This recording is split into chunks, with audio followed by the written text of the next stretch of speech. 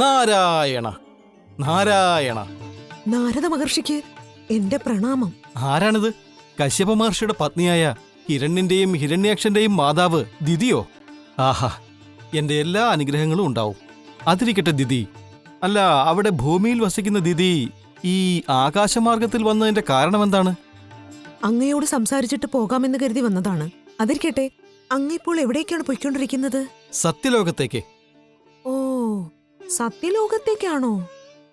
സത്യലോകവാസിയായ സരസ്വതിയുടെ പുത്രന്മാരിൽ ഒരാളും ബ്രഹ്മാവിന്റെ മാനസപുത്രന്മാരിൽ മൂത്തവനായ താങ്കൾ സത്യത്തെ ഒരു കടുകിന്റെ അളവിൽ പോലും സ്പർശിക്കുന്നില്ലല്ലോ.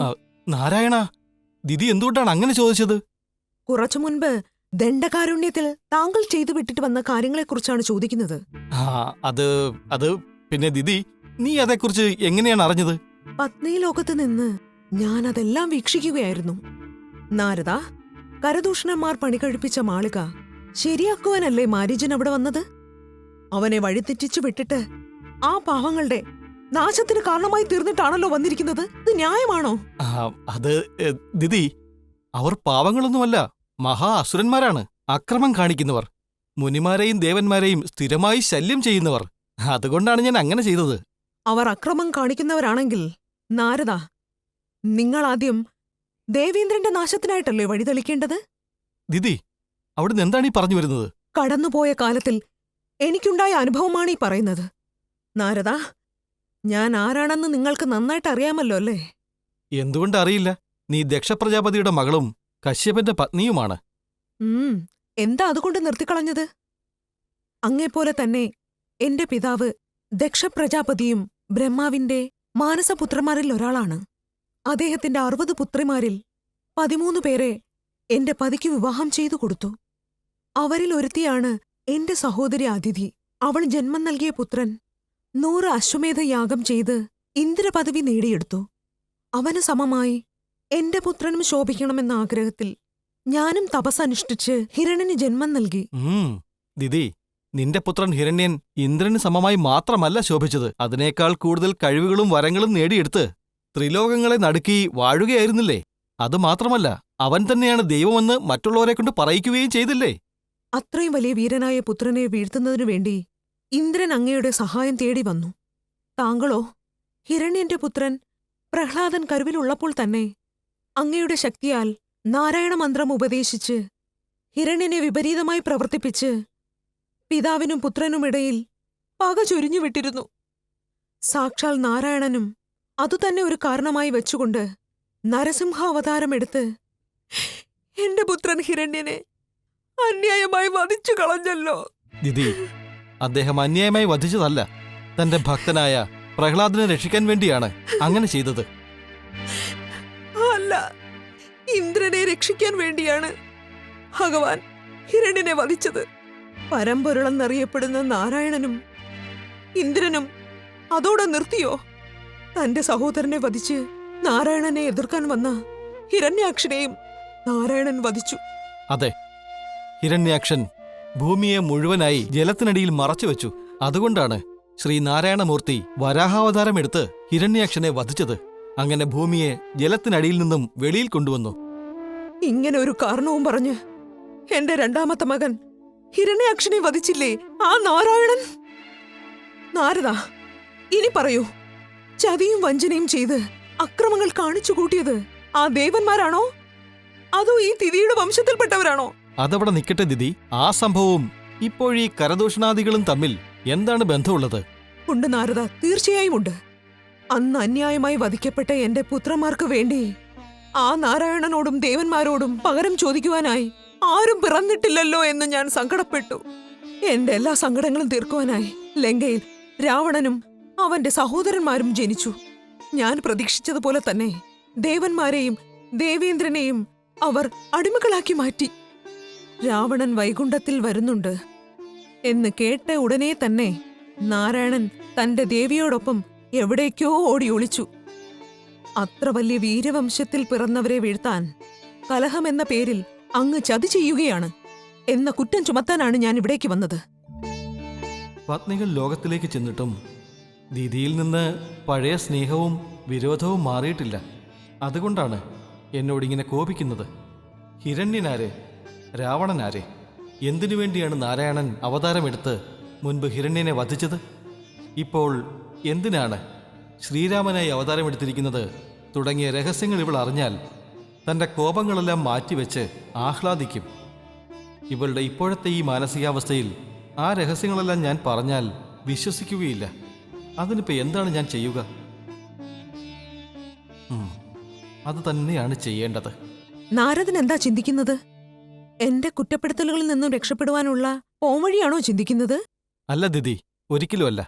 ദിതി, നീ മനുഷ്യമുനികളുടെ മരുമകളും ഒരു മഹർഷിയുടെ പത്നിയുമാണ്. അങ്ങനെയുള്ള നീ ഇപ്പോൾ എന്നിൽ എണ്ണമറ്റ കുറ്റങ്ങൾ ചുമത്തിക്കൊണ്ടിരിക്കുകയാണ്. ഇതിനെല്ലാം ഞാൻ ഉത്തരങ്ങൾ പറഞ്ഞുകൊണ്ടേയിരുന്നാൽ നമുക്കിടയിൽ വാദപ്രതിവാദങ്ങൾ മാത്രമേ ബാക്കിയാവൂ. ആയതിനാൽ നമ്മൾ രണ്ടുപേരുടെയും ഭാഗം കേട്ട് ശരിയായ തീർപ്പ് പറയുന്നത് ആരാണോ അവരോട് തന്നെ പോയി ചോദിക്കാം. നടക്കാത്ത കാര്യം പറയരുത്. അങ്ങനെയുള്ള ഒരു മഹാൻ ആരാണിവിടെ? ദിതി, ഇപ്പോൾ ഞാൻ സത്യലോകത്തിലേക്ക് പോവുകയാണ്. അവിടെ എന്റെ പിതാവ് ബ്രഹ്മദേവനുണ്ട്. അദ്ദേഹത്തെ തന്നെ മധ്യസ്ഥനാക്കി നീ എന്നിൽ ആരോപിച്ച കുറ്റങ്ങളെല്ലാം വെറുതെയാണെന്ന് ഞാൻ തെളിയിച്ചു കാണിക്കാം.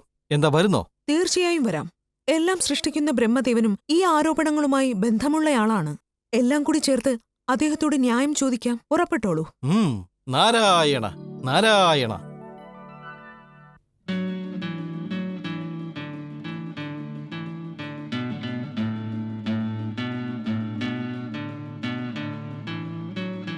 നാരായണ.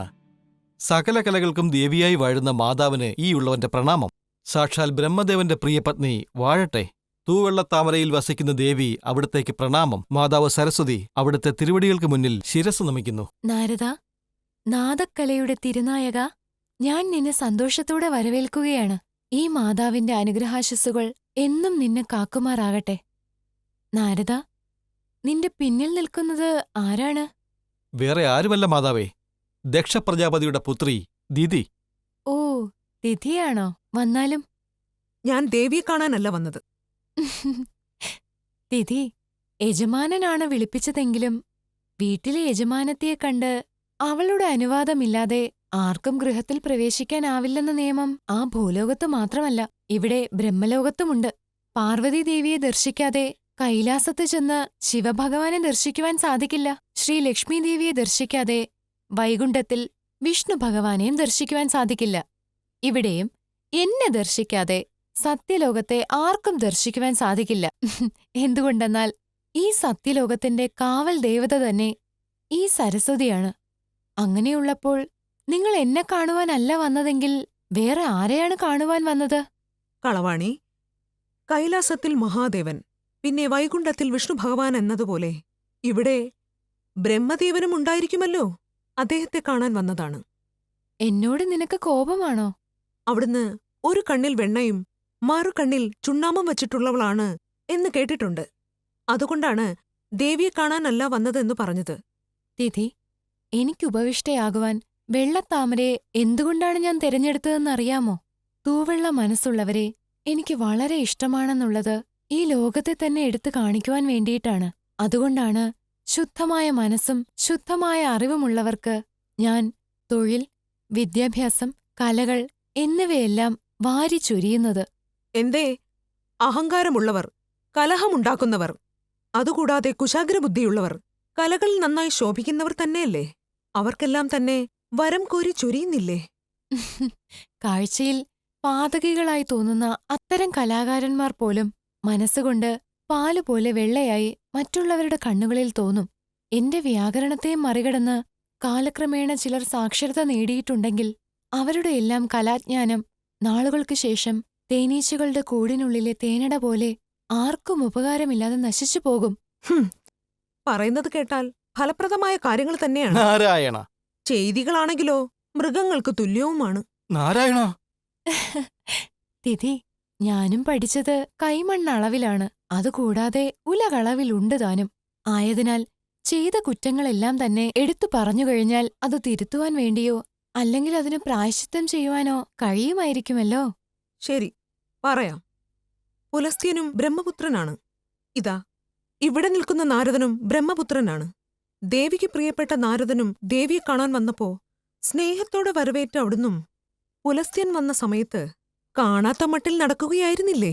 അല്ല, പുലസ്ത്യൻ മാതാവിനെ തെറ്റിദ്ധരിച്ചുകൊണ്ട് തന്റെ മാതാവാണെന്ന് പോലും നോക്കാതെ നദിയായി ഭൂമിയിൽ പതിക്കട്ടെ എന്ന് ശപിച്ചു. മാതാവും തന്റെ പുത്രന്റെ ശാപം പാഴാകാതിരിക്കാൻ വേണ്ടി തന്റെ അംശമായ സരസ്വതി എന്ന പേരിൽ ഒരു നദിയെ സൃഷ്ടിച്ച് ഇന്നും ലോകത്തിന് നന്മ ചെയ്തു വരുന്നു. അല്ല, അത് നുണ. ഇവർ പുലസ്ത്യന്റെ വാക്കു മാനിച്ചുകൊണ്ടല്ല ആ നദി സൃഷ്ടിച്ചത്. അദ്ദേഹത്തിന്റെ ശാപത്തെ ഭയന്നാണ് ആ നദിയെ സൃഷ്ടിച്ചത്. അതിലൂടെ അദ്ദേഹത്തോട് കോപം പൂണ്ട് അസുരകുലത്തിൽ പിറക്കട്ടെ എന്ന് ശപിച്ചു.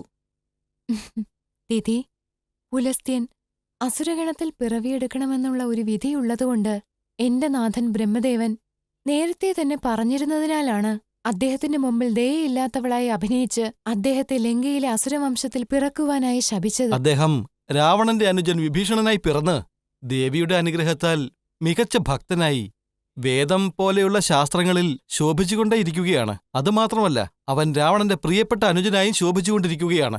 ഓഹോ, ദൈവങ്ങളായ നിങ്ങൾ നടത്തുന്ന കുതന്ത്ര നാടകങ്ങൾക്ക് സഹായകമായി ഒരു സൂത്രധാരി വേണമെന്നുള്ളതിനാൽ അവിടുത്തെ കൃപാകടാക്ഷം ചൊരിഞ്ഞ് ഒരു വിഭീഷണനെ സൃഷ്ടിച്ചിരിക്കുകയാണല്ലോ. എന്തേ, രാവണന്റെ അടുത്തും എന്റെ കൃപ ചൊരിഞ്ഞിട്ടുണ്ടല്ലോ. അദ്ദേഹം എല്ലാ അറിവിലും മികച്ചവനാകുവാനും വേദങ്ങളിൽ വിദഗ്ധനായി ശോഭിക്കുവാനും ഈ ഞാൻ തന്നെയല്ലേ കാരണം? അല്ല, അതവന്റെ സ്വയപ്രയത്നമാണ്. അങ്ങനെ പക്ഷാഭേദം നോക്കാത്ത ഒരാളാണ് നിങ്ങളെങ്കിൽ രാവണൻ, കുംഭകർണൻ, വിഭീഷണൻ എന്നിങ്ങനെ മൂവരെയും സമമായി തന്നെ കാണുമായിരുന്നു. വിഭീഷണൻ നിങ്ങൾക്ക് സഹായകമാകുവാൻ വേണ്ടി അവന് വിദ്യകൾ പ്രദാനം ചെയ്തിരിക്കുകയാണ്. രാവണന്റെ സൽപ്പേര് കെട്ടുപോവാൻ വേണ്ടിയിട്ടാണ് സ്വഭാവഗുണമുള്ളവനെ അഖിലമെങ്ങും അസുരൻ എന്ന പേര് ചാർത്തിക്കൊടുത്തിരിക്കുന്നത്.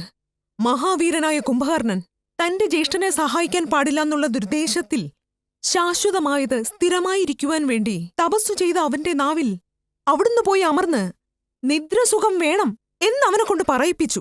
പാവം, 6 മാസം അവൻ നിദ്രയിലാണ്ടും 6 മാസം ഉണർന്നിരുന്നുമാണ് അവനിപ്പോൾ ജീവിക്കുന്നത്. ഇതെല്ലാം തന്നെ ആ ബ്രഹ്മദേവൻ ദർശിച്ചുകൊണ്ടിരിക്കുകയല്ലേ? അത് ചോദിക്കാനായിട്ടാണ് ഞാൻ ആഗതയായിരിക്കുന്നത്. എവിടെ അദ്ദേഹം? എവിടെ ആ ബ്രഹ്മദേവൻ? ബ്രഹ്മദേവൻ എവിടെ? ദിതി, നാരദ, എന്താ ഇത്ര വേഗത്തിൽ പോകുന്നത്? മാതാവേ, യുഗങ്ങൾ ചിലപ്പോൾ മാറിയെന്നു വരാം. എന്നാൽ ഒരു മാതാവിന് തന്റെ പുത്രന്മാരോടുള്ള സ്നേഹം മാറില്ല എന്നതിന് ദിതി ഒരു ഉദാഹരണമാണ്. അതെ മാതാവേ, ഹിരണ്യനും ഹിരണ്യാക്ഷനും വധിക്കപ്പെട്ടിട്ട് എത്രയോ കാലങ്ങളായി. എന്നിട്ടുപോലും അവരെ വധിച്ചവരോട് പകരം വീട്ടണമെന്ന് ചിന്തിക്കുന്ന ആ മാതാവിന്റെ മനസ്സില്ലേ, ഇതാണ് മാതാവിന്റെ മമതാഗ്നി. ഈ മമതാഗ്നി അടങ്ങി ദിതിയെ യാഥാർത്ഥ്യത്തിലേക്ക് തിരിച്ചു കൊണ്ടുവരുവാൻ വേണ്ടിയാണ് ദിതിയെ ഇവിടേക്കെത്തിച്ചത്. ആ അഗ്നിജ്വാലയെ ബ്രഹ്മദേവൻ അടക്കുമെന്നാണ് വിശ്വസിക്കുന്നത്. അവിടുന്ന് വന്നാലും പോയി നോക്കാം. ശരി. ബ്രഹ്മദേവ, ബ്രഹ്മദേവ! ദിതിയോ, ദക്ഷന്റെ പുത്രിയോ, ഇത്രയും കാലങ്ങൾക്ക് ശേഷം എന്നെ കാണാൻ വന്നുവല്ലോ. വളരെ സന്തോഷം. ഞാൻ അങ്ങയെ കാണാൻ വന്നതല്ല, ഒരു പ്രശ്നത്തിന്റെ പേരിൽ നീതി ചോദിക്കാൻ വന്നതാണ്. പ്രശ്നമോ? എന്തു പ്രശ്നം? നാരായണ, ഞാൻ പറയാം പിതാവേ. വരൂ നാരദരെ. പിതാവേ, കരദൂഷണന്മാർ ദണ്ഡകാരണ്യത്തിൽ ഒരു മാളിക കെട്ടിപ്പടുത്തിട്ടുണ്ട്. ആ മാളിക അവരുടെ നാശത്തിന് വഴിവെക്കുന്ന രീതിയിലാണ് നിർമ്മിച്ചിരിക്കുന്നത്. അത് ശൂർപ്പണഖയിലൂടെ അറിഞ്ഞ ആ അസുരന്മാർ ആ മാളിക ഒന്ന് മാറ്റിപ്പണിയിക്കാനായി മുതിർന്നു. അതിനുവേണ്ടി മയനെയും വിളിച്ചു വരുത്തി. അതേസമയം അവിടെ ചെന്ന ഞാൻ അവരുടെ ആയുഷ്കാലം കഴിയാൻ പോകുന്നത് അറിഞ്ഞുകൊണ്ട് വളരെ തന്ത്രപരമായി മയനെ തിരിച്ചയച്ചു. നാരദ, ഒഴുക്കുള്ള അരുവിയെ നോക്കി ഭയത്തോടെ ചെല്ലുന്ന ഒരുവനെ രക്ഷിക്കാതെ വേഗം ചെല്ലൂ എന്ന് പറഞ്ഞ് തള്ളിവിടുന്നതുപോലെ കരദൂഷണന്മാർ പെട്ടെന്ന് നശിക്കാൻ വേണ്ടി ഒരു ചതിയും ചെയ്തിട്ടാണല്ലോ വന്നിരിക്കുന്നത്. അതിനെപ്പറ്റി പറയൂ. അതേ പിതാവേ, ശരിയാണ്, ചെയ്തു.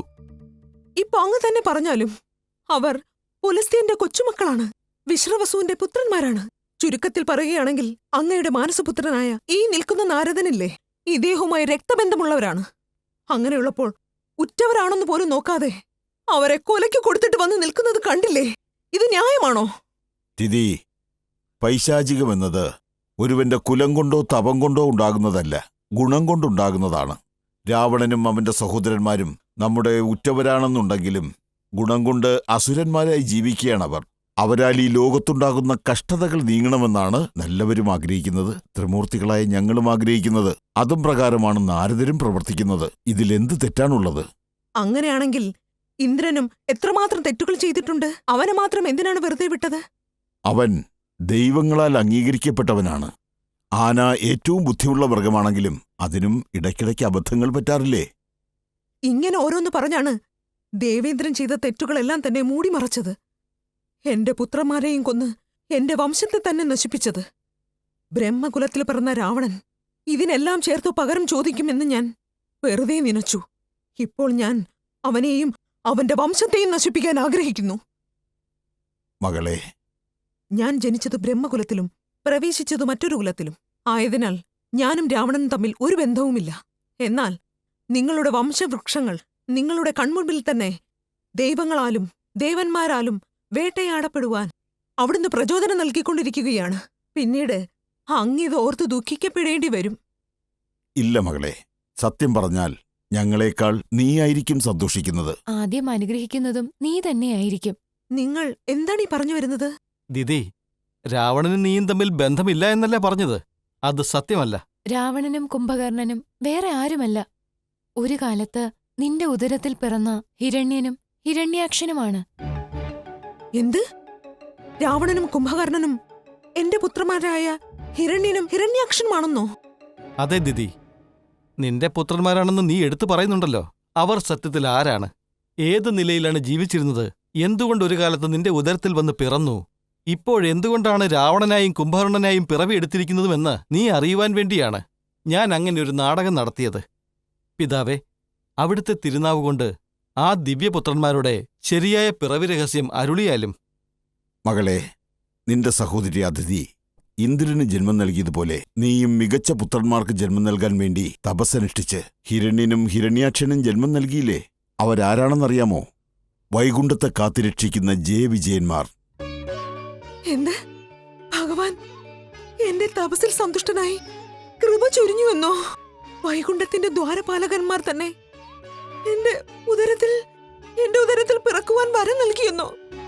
അതെ, അവർ തന്നെ രാവണനായും കുംഭകർണനായും പിറന്നിരിക്കുന്നത്. അതുകൊണ്ടാണ് നീ പോലും അറിയാതെ നിന്റെ മാതൃത്വം അവരെയോർത്ത് തുടിക്കുന്നത്. അവർ ഈ പിറവിയിലെങ്കിലും തിരുത്തി ഭഗവാന്റെ അനുഗ്രഹത്തിന് പ്രാപ്തരാകുമോ? ഇല്ല, അവർ ഈ പിറവിയിലും ഭഗവാന്റെ കരങ്ങൾ കൊണ്ട് തന്നെ വധിക്കപ്പെടും. ഇനി വരുന്ന ദ്വാപരയുഗത്തിൽ തങ്കവിക്രൻ, ശിശുപാലൻ എന്നീ പേരുകളിൽ ഭഗവാന്റെ എതിരാളികളായി തന്നെ പിറന്ന് അദ്ദേഹത്തിന്റെ കരങ്ങളാൽ തന്നെ വധിക്കപ്പെടും. എല്ലാ പിറവിയിലും ഭഗവാനാൽ വധിക്കപ്പെടാൻ അവർ അതിലും മാത്രം എന്ത് വലിയ പാപമാണ് ചെയ്തത്? അവർ പാപമൊന്നും ചെയ്തിട്ടില്ല. അവർക്ക് ലഭിച്ച ശാപമാണ് ആ തീരുമാനത്തിന് കാരണം.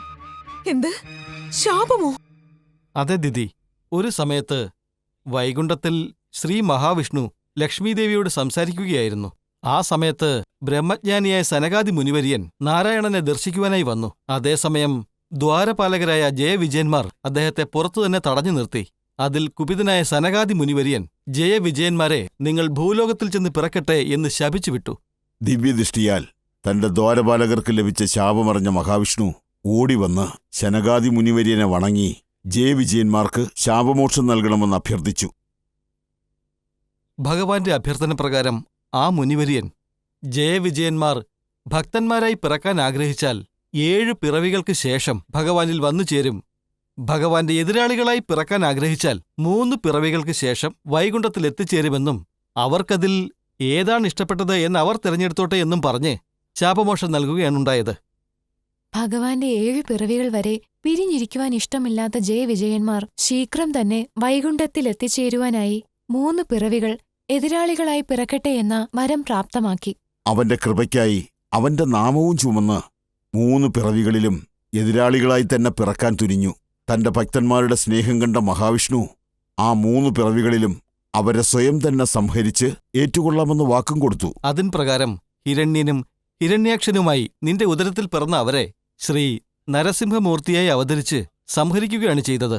ഇപ്പോഴാണെങ്കിൽ രാവണനും കുംഭകർണനുമായി പിറന്നിരിക്കുന്ന അവരെ സംഹരിക്കാൻ വേണ്ടിയാണ് ശ്രീരാമനായി അവതരിച്ച് വനവാസം അനുഭവിച്ച് തന്റെ ദേവിയോടും അനുജനോടുമൊപ്പം പഞ്ചവടി ലക്ഷ്യമാക്കി പൊയ്ക്കൊണ്ടിരിക്കുന്നത്. ഭഗവാന്റെ അവതാര ഉദ്ദേശത്തിന് തുണയാകുവാൻ വേണ്ടിയിട്ടാണ് ദേവന്മാരും ഞങ്ങളും ഇപ്പോൾ പ്രവർത്തിച്ചുകൊണ്ടിരിക്കുന്നത്. ദിതി, അവിടെ നിന്നി പറയൂ, ഞങ്ങൾ ചെയ്തത് തെറ്റാണോ? അല്ല, തെറ്റല്ല, തെറ്റേയല്ല. നിങ്ങൾ ചെയ്ത കാര്യം പവിത്രമാണ്. അതിനുവേണ്ടി നിങ്ങളെ വാഴ്ത്തുകയാണ്, വണങ്ങുകയാണ്. എന്റെ പുത്രന്മാരായി ജനിച്ച ആ ജയവിജയന്മാർ അത്യുന്നതമായ സ്വർഗം പ്രാപ്തമാക്കട്ടെ എന്ന് ഞാനും പ്രാർത്ഥിക്കുകയാണ്. ആ കൃപാകടാക്ഷം അവർക്ക് പ്രദാനം ചെയ്യുവാൻ വേണ്ടി പഞ്ചവടി ലക്ഷ്യമാക്കി യാത്ര ചെയ്യുന്ന ശ്രീരാമചന്ദ്രന്റെ പാദങ്ങളെ ഞാൻ ഇവിടെ നിന്നുകൊണ്ട് തന്നെ വണങ്ങുകയാണ്.